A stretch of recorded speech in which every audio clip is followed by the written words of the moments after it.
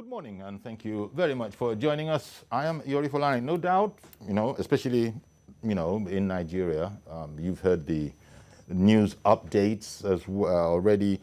If you hadn't, the newspapers are full of nothing else. All the papers, bar none, actually are leading with coronavirus and, the fight against it, and warnings and advisories. And, well, if I were to look, I have a whole bunch of papers in front of me now. So we should be looking at updates on the coronavirus today. The way this day phrases it is, at last, federal government restricts travel from US, UK, France, and then 10 other countries, which you know already. And so that probably indicates that government should have done this earlier, because there were people. But as you know, when we had the guest that we had here yesterday, especially the public health expert, he had said that, he also understood about banning, as it were, travel, either in or out, but it's a matter of when.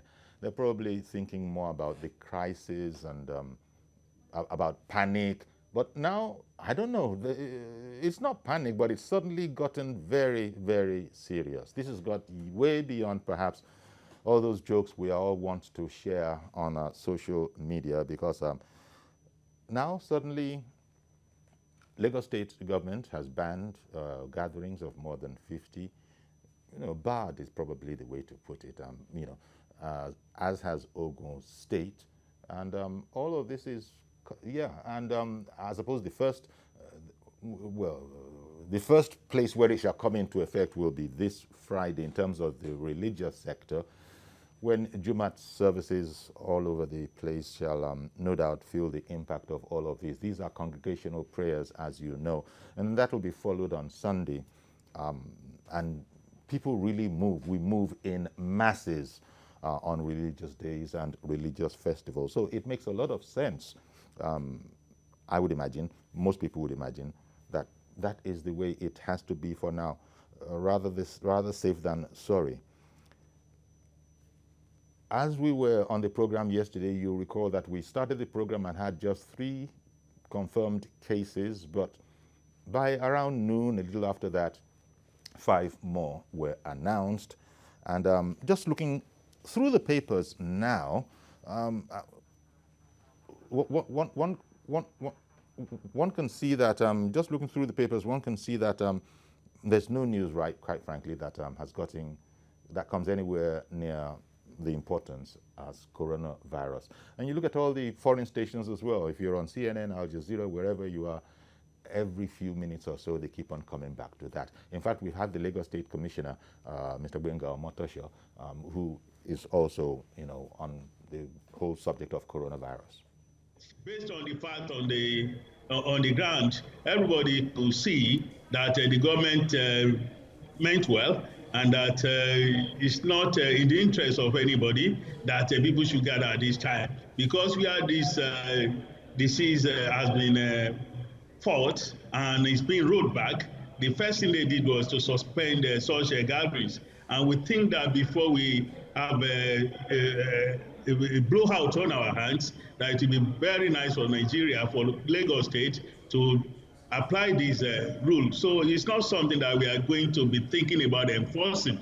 It's an advisory, but a very strong one. But thankfully, religious leaders, they understand, and they are going to, there's a committee that is going to monitor it immediately.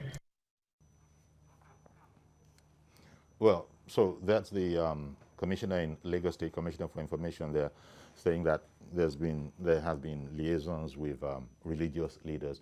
And over in Ogun State, I believe we have film of the governor also.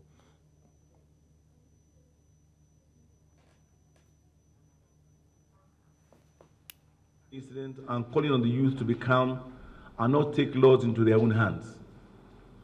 Early this morning, the SSG led the delegation of the state to address the youth alongside with Kabiyesi Akaribu in his palace and sued for further peace. In the meantime, I'd issued a public statement. Okay.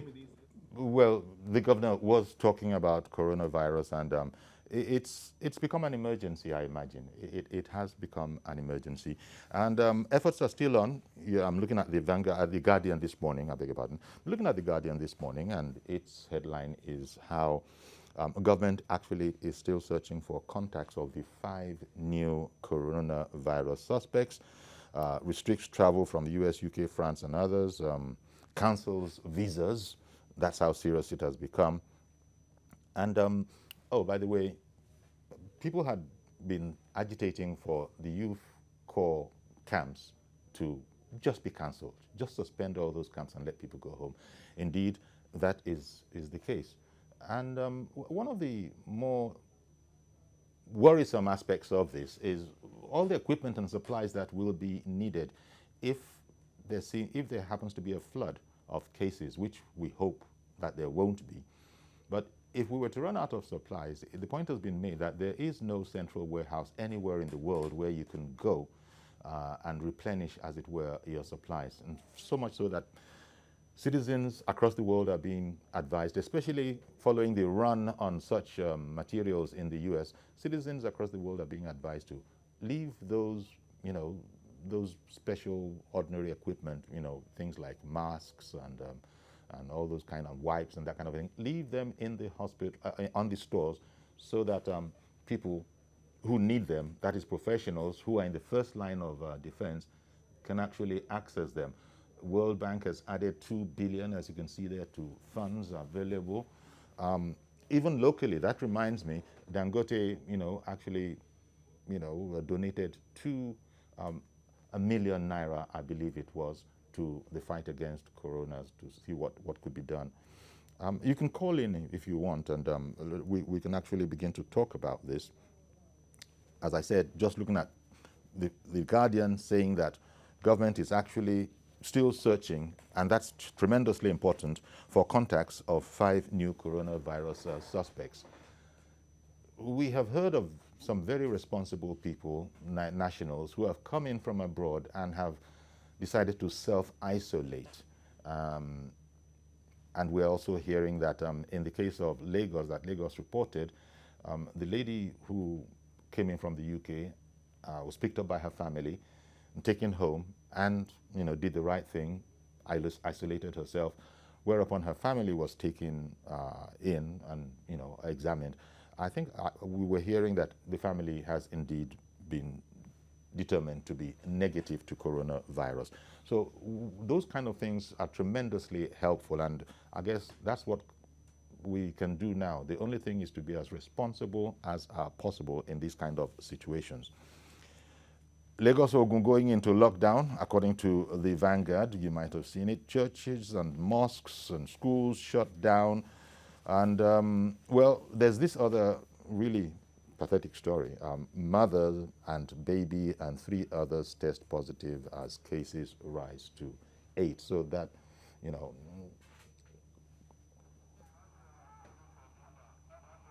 Emmanuel, calling in from Iba. Good morning, sir. Mr. Manuel? Mr. Manuel? Can you hear us? Is it internal here? Can you hear us? If so, please go ahead. Emmanuel called in from Iba. So as I was saying, doing the responsible thing is it's tremendously important, that people are actually themselves going into self-isolation. Because one of the fears that people have had is that, what if people don't actually admit to needing attention because of some misplaced fears or embarrassments? Then that could be quite catastrophic. Again, medical personnel have said there's a further challenge. Some people actually might have coronavirus, but the symptoms are so negligible, they're almost non-existent, so much so that carriers themselves might not even know that they are carriers, and furthermore, it is actually possible for them to actually transmit the disease in that state. So it looks like nothing could be more serious at the moment than this, especially as we're still looking for a cure. And one of the most advanced medically, advanced scientifically countries in the world, the United States of America, there are commentators and professionals saying that it's all but out of control. Not that the authorities in the U.S. would say it like that. We had the Minister of Information here with us about a week ago, and as you recall, he had said that he has full confidence in the efforts. That's the Minister of Health who has been given updates. Yeah, did I get that? That is the Minister of Health. By the state public health officials and supported by the Nigerian Center for Disease Control. As part of measures to curtail the spread of the virus, the Nigerian government is restricting entry into the country from travelers from high-risk countries with the virus. Also, all persons arriving in Nigeria who might have visited these countries 15 days prior to such arrival will be subjected to supervised self-isolation and testing for 14 days. The federal government is temporarily suspending the issuance of all visas on arrival. The federal government is also counseling all Nigerians to cancel or postpone all non-essential travels to these countries. The restricted countries are China, Italy, Iran, South Korea, Spain, Japan, France, Germany, Norway, the United States of America, the United Kingdom, Netherlands, and Switzerland. The federal government is also urging public health authorities of other countries with high burden to conduct diligent departure screening of passengers and to also issue out travel advisories to their nationals to postpone non-essential travels to Nigeria. Helen Osameda Akins, TVC News, Abuja. Okay, we're working on the phones, and as I said, you can please call in. I know that probably you want to be commenting, and we shall be, indeed we should like to hear what you think of, how you think we're going to have to manage the inescapable lockdown, that partial lockdown that we are sort of seeing. You no doubt are aware that in other countries, especially countries where the technology is such that such can be done, people are being invited to work from home. Children have been told to stay at home, and school would continue as much as possible via the internet. It's a far cry from what we are able to do in all of Africa, as a matter of fact, I imagine. So you can see how people are managing it within the resources that are available to them and the situations that they have. But health experts have said that in any case, thank God, that unlike some other situations, this will depend primarily on our own standard of hygiene. We've been told that you have to wash your hands as frequently as possible in a day.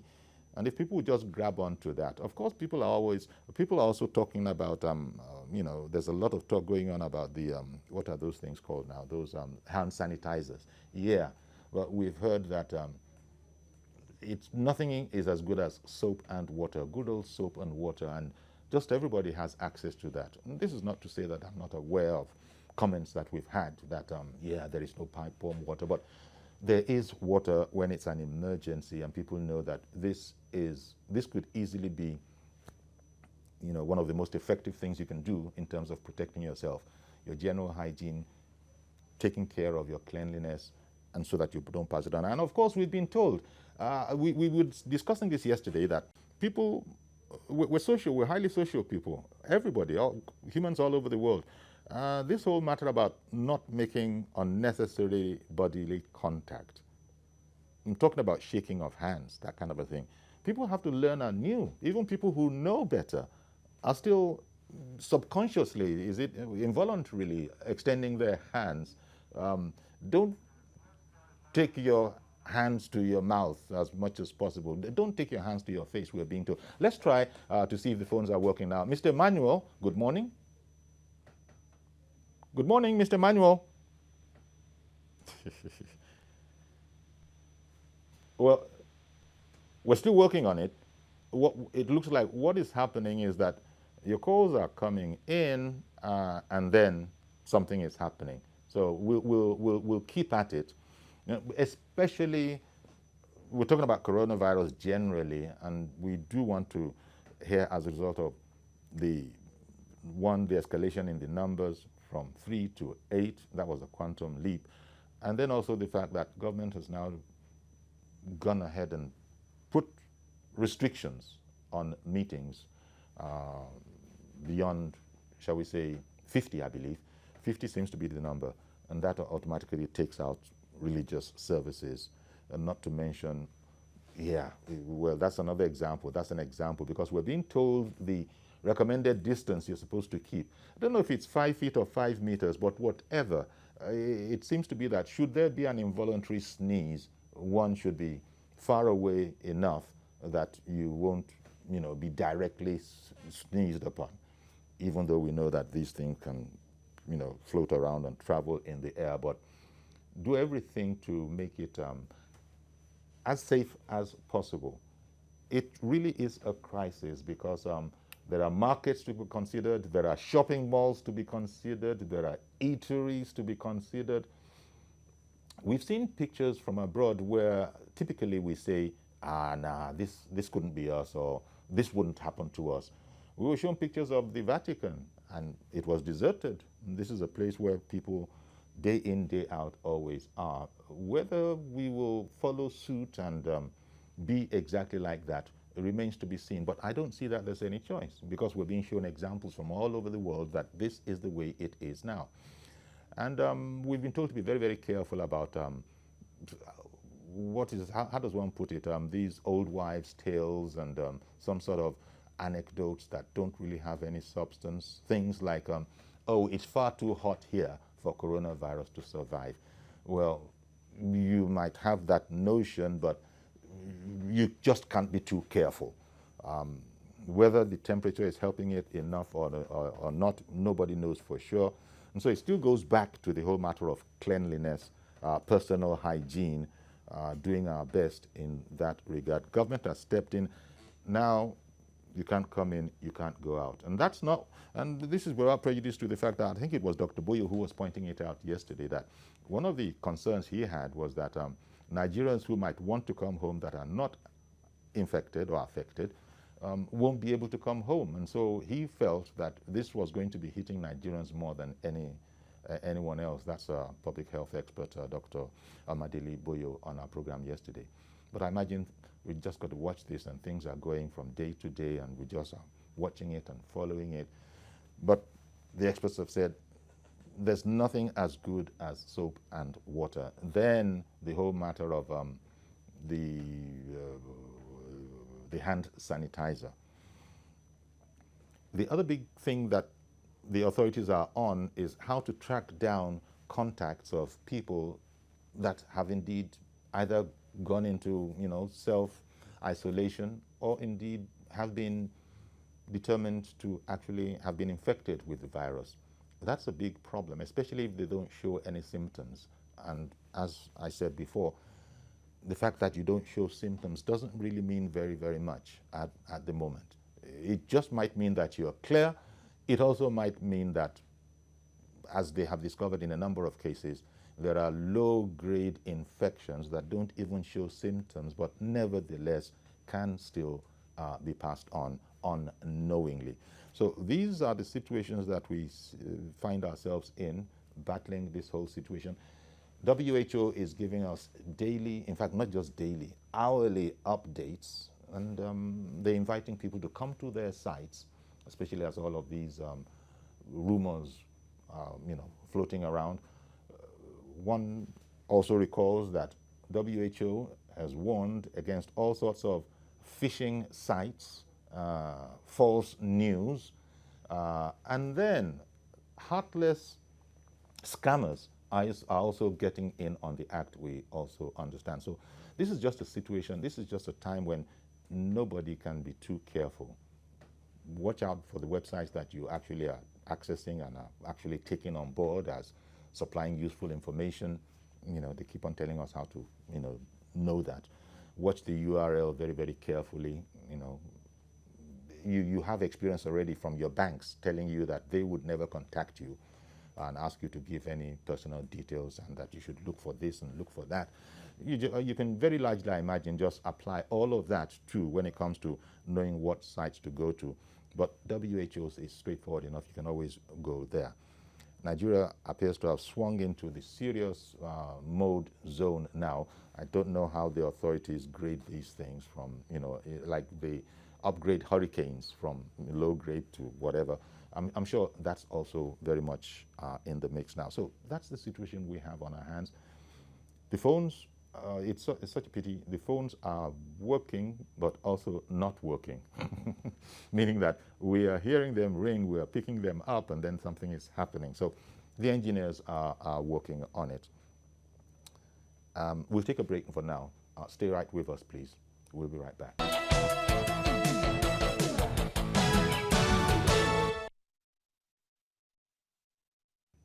Okay, welcome back. It's one of those days. It is indeed this morning, but it's one of those days when it doesn't rain, it pours.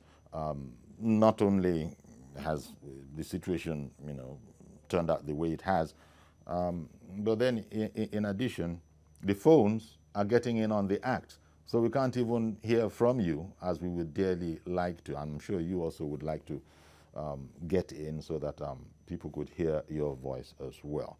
I was telling you about, I'm telling you about the Ogun and Lagos State efforts to limit gatherings of more than 50 people. In the National Assembly itself, there are proposals in there, as Joke Adisa will be telling us, to get the federal government to indeed extend that measure nationwide. The rise in the number of confirmed coronavirus infections in the country from 3 to 8 is a shock to these lawmakers. A motion of urgent public importance is presented to further prompt the authorities to action in order to avert a pandemic in the country.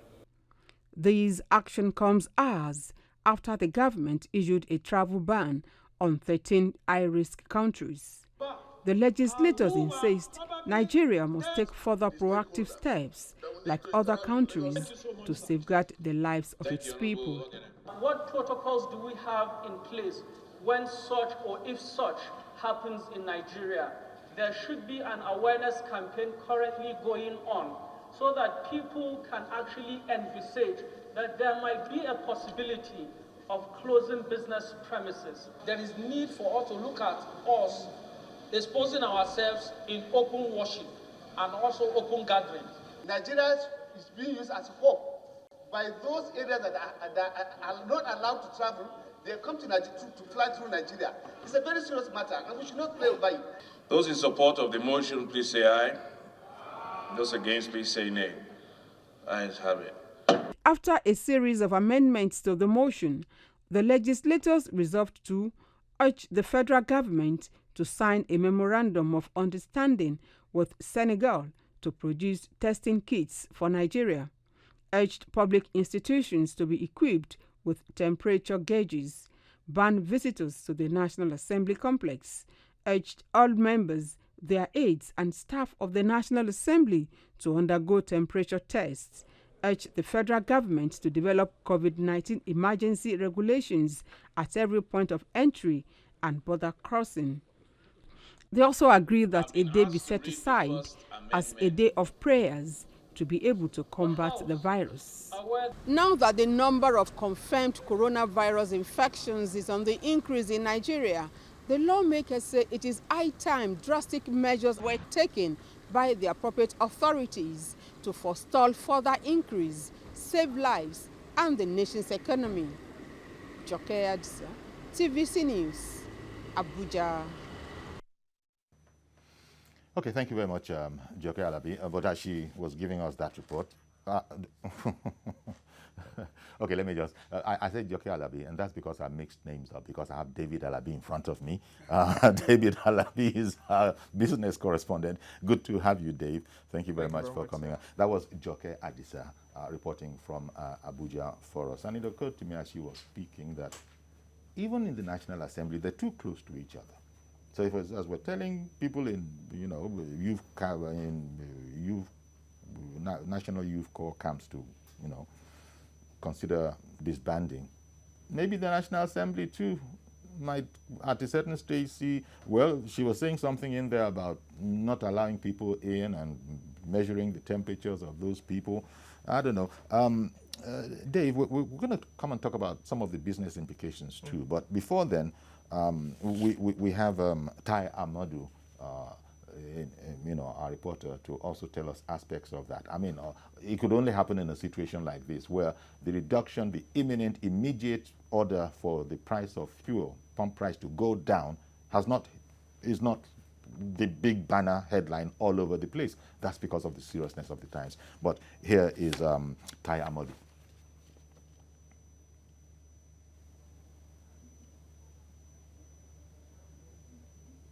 You're all aware that oil prices have drastically dropped. And we know that this really will translate to a lot of sufferings on the part of Nigerians. Therefore, the President has graciously approved that the pump price of petrol should also accordingly drop. So the pump price of petroleum, of petrol, will be from now 125 for now. If there is any further drop, it will even drop further. So that is actually the good news.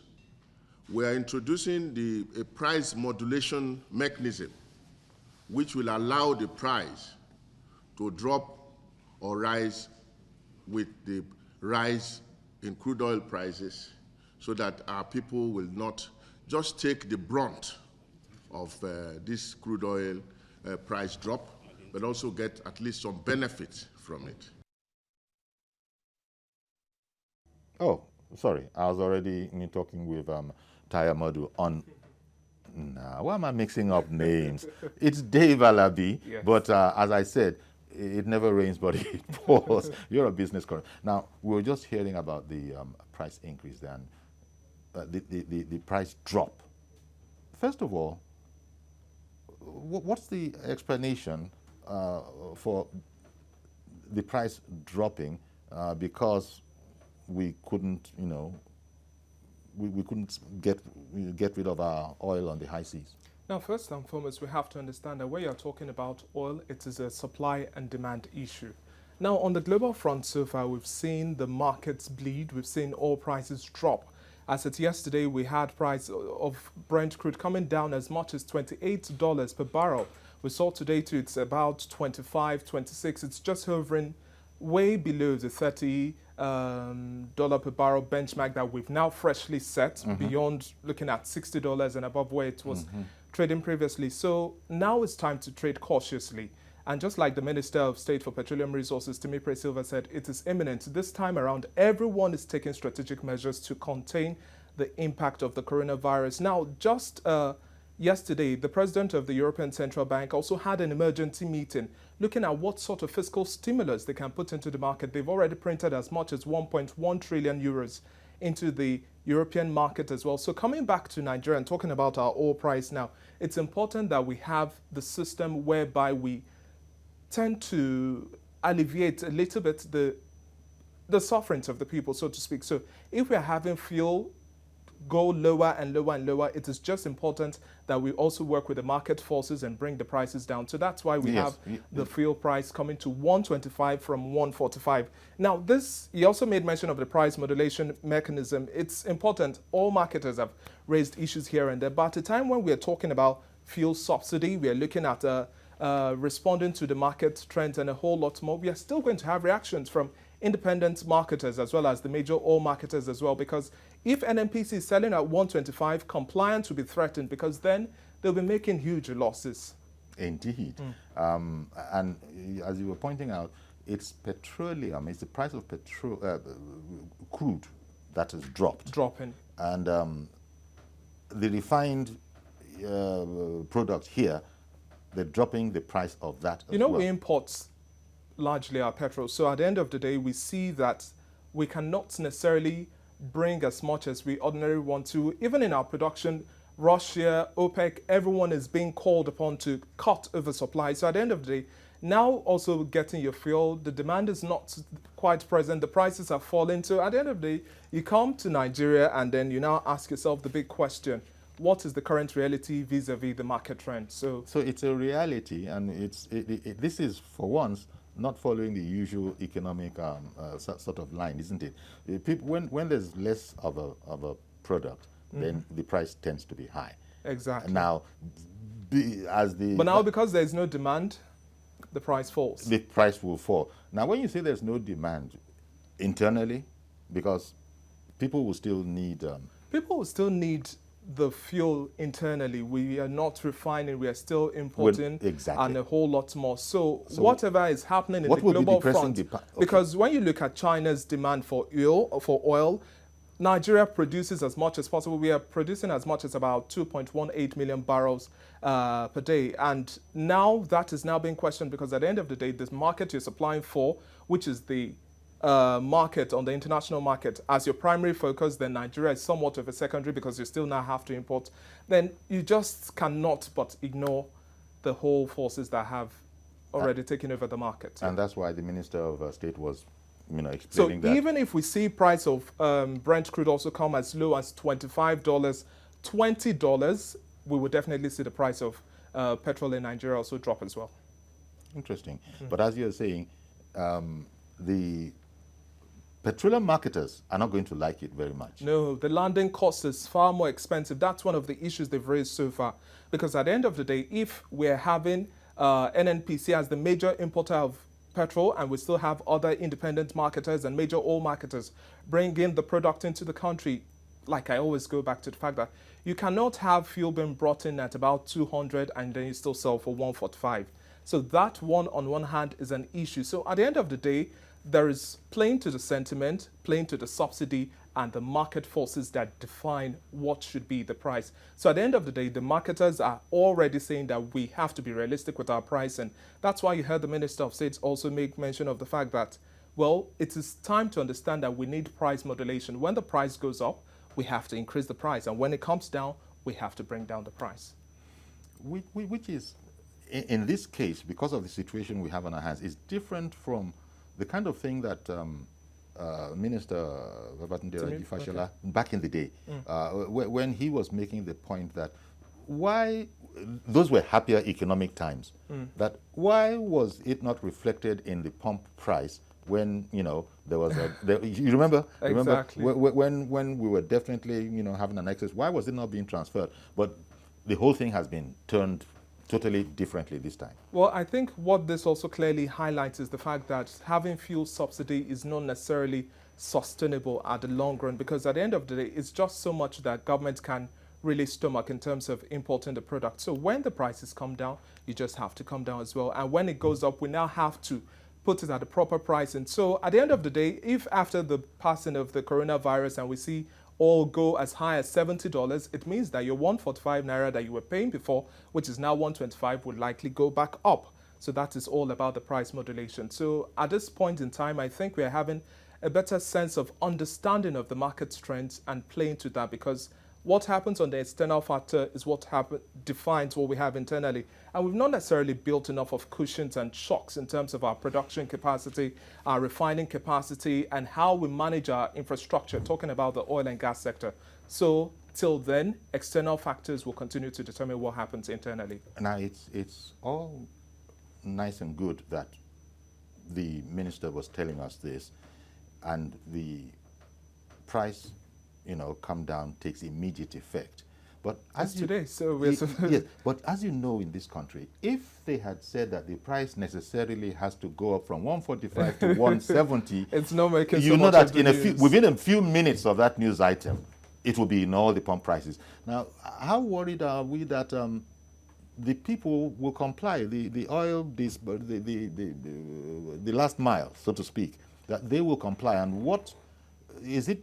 Just having a total zero, tolerance for anybody who doesn't fall into line. Now, for so many analysts, what they're expecting is a wait-and-see approach. First and foremost, we expect the Department of Petroleum Resources to enforce on compliance. You can't have NNPC selling at 125 and then you have other marketers selling above that price. So we would like to see how much they can enforce the implementation of having this compliance in check. And secondly, as well, too, one of the cautions I'll have to put out there to the Department of Petroleum Resources is the fact that if we are having this price of 125 naira per litre of oil, there is likely going to be an influx. So this is when we expect sensitization, we expect information to guard the whole process, because so many people are going to rush to filling stations. Imagine Nigerians on the average, fuel is now 125, everybody will run to it. So this isn't the time to panic buy, this isn't the time to store as much as possible, because that holds far more devastating implications. You don't even want to have the slightest idea. But I would like to now see what the DPR does in terms of calming the nerves of the market, in terms of supervision, its oversight function, in terms of compliance.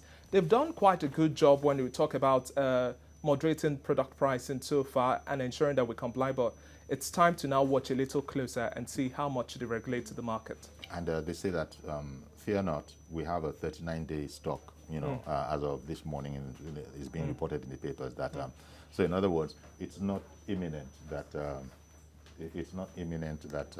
this is, it's just going to go all bad, that for 39 days, hopefully, all that you've been saying, the wait and see approach to see how we shall indeed handle all of this.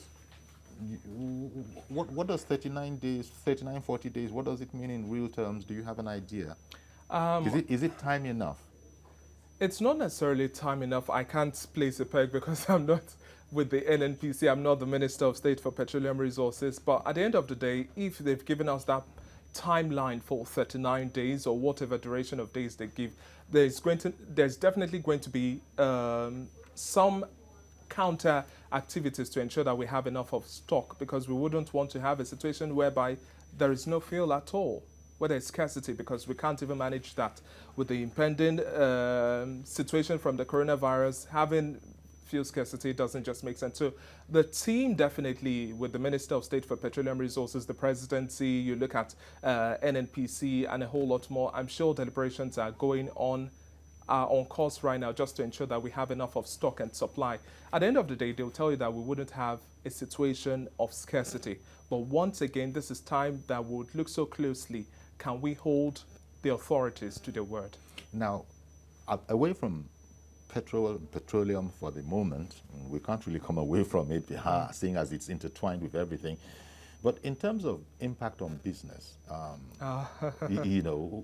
businesses are crumbling, markets are bleeding. Now, when we look at first, and you can't even subtract the coronavirus from the oil demand that we are seeing now and a whole lot more. We've seen businesses from the services sector, retail, transportation, airlines are cutting their flights as much as possible. They're even calling on governments to intervene at this point in time. The aviation sector, the manufacturing sector, Toyota has closed some of its stores. Every single aspect of the economy, talk about all of the key sectors, are really scampering for safety. No investor at this point in time is investing big. Even in gold, which seems to be the safe haven, we've seen quite a decline in gold prices as well. So at this point in time, everyone is scampering for safety, and there's no clear sense of direction, so to speak. And all sorts of, the stock market is bleeding, according to reports. We've been bearish for quite a while now, and just yesterday and on Monday, we had a few bullish sentiments here and there, but how sustainable is that? That's the question that we still persist, because when you have interactions with the stock brokers at the Nigerian Stock Exchange, they'll still tell you that whatever forces they are playing on in the international market still replicates itself in Nigeria. So investors are not playing big. You look at the banking sector, oil and gas, consumer goods, and insurance. Insurance is still the only one that seems to relatively fare a little okay, but apart from that, that does not weigh in big on the market. So banking, consumer goods, oil and gas, it's literally bleeding. So all investors are just playing safe at this point in time. Nobody wants to make a loss. How about the foreign exchange rate? Because it was bad news when it seemed that the Naira had depreciated further. Well, it wasn't in depreciation before, but now it's gotten worse than it was. So 360 to the Naira, 365 to the Naira, we've left those territories. Now we're trading at about 420, 400. Let's just put it above 400. Now, at this point in time, that's another issue where we find ourselves in. And one of the crux of this matter is the fact that we've so many analysts have called on the Central Bank of Nigeria, the government, to also deal quite decisively with the multiplicity of exchange rates at this point in time. Because when you have the central bank offering at one price and then the black market offering at another price, there's really not enough regulation. And when we ought to streamline the processes of getting these funds and foreign exchange, it's quite difficult. So those who have a lot of money are already changing to their dollars now just to cash in big as much as possible. And every other person who has their naira, well, so to speak, it's somewhat watered down. Yes. And this brings to question whether or not to devalue the naira. Devaluation of the naira, no, it's not enough of a stimulus to maintain the waters at this point in time. That's why so many analysts are also saying that, well, this is the time to look at a stronger fiscal policy direction, monetary direction as well. We cannot but be strategic. And so many too have also said that, well, let's take a look at the Economic Advisory Council, the meetings with the CBN governor and a whole lot more.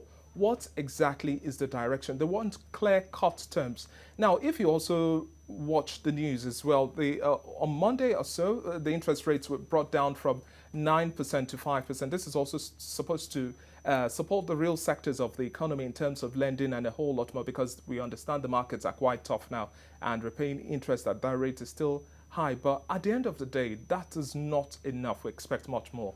How about the recent roundtable conference, so to speak, that central bank had? Coronavirus was already on. Did it feature in some of the projections? Because I believe the meeting was all about ideas. In all of the meetings, definitely, you had the Minister of Finance present, you had the likes of Bismarck Rouhani and a whole lot more over there. And all of those have been sent to the President, and we were still waiting for implementation of whatever discussions they might have had. Yes, the highlight was on the coronavirus, the impact on the economy. And at the end of the day, what do we do to gradually seal Nigeria? Now there is a possible, we are expecting a global recession, and Nigeria, so to speak, has not built enough of shocks at this time. So it's almost like what one would say as a fire brigade approach. That's what we are trying to do to manage the situation at this point in time. So how much we can salvage remains on the capacity of the team to be able to steer the economy properly. Interest rates, fiscal stimulus, monetary direction. We want to see clear-cut, definitive stance from the government at this point in time. All of that is all very fine. All these highfalutin terminologies that is necessary, indispensable to economic planners and all of that. But when it comes down to the ordinary man on the street, that has to go to the market, and a market is another congregation of people. Inflation rate is now 12.20%. Oh, so that's another case that people have to deal with. So when we say we don't necessarily have a debt crisis, we rather have a revenue generation crisis, for the man on the street, they don't understand all of this, because at the end of the day, the market forces, things are relatively expensive out there. So it's just a cyclical trend that we have so far. If a businessman or woman on the streets goes to get a loan, he or she has to incorporate the cost of infrastructure, powering their offices or their businesses and a whole lot more. The price of whatever they get is still going to be transferred on the consumer. So at the end of the day, we wouldn't necessarily see any ease when it comes to what the sentiment from the man on the street is, because yes, on paper, we are seeing improvements, but in reality, we are not necessarily having all of those. So at the end of the day, we now fear, because the anticipation from analysts is that we might likely even get to as much as 14-15%. That's talking about inflation rate. And when you look at food inflation as well, everybody has to eat. Everybody still gets their food produced. And at a time when we're also still saying that the borders are shut, what's our production capacity, our processing capacity? Can we really meet up the demand? So the sentiment on the street is quite frustrated, so to speak. People are scared and anticipating that with the coronavirus now biting hard into the economy, can Nigeria truly sustain? So, like I said earlier on, we just have to approach a wait and see approach to see what exactly can be done. And it doesn't help any that some experts are saying that it's actually going to get a bit worse before it begins to get better. But do you think they are crying foul? I just think they say anticipate the worst and expect the best. Indeed. Well, thank you very, very much, David, for coming on and, as it were, being part of this morning this morning. It's one of those days when it never rains but it pours, so it was a delight to have you on.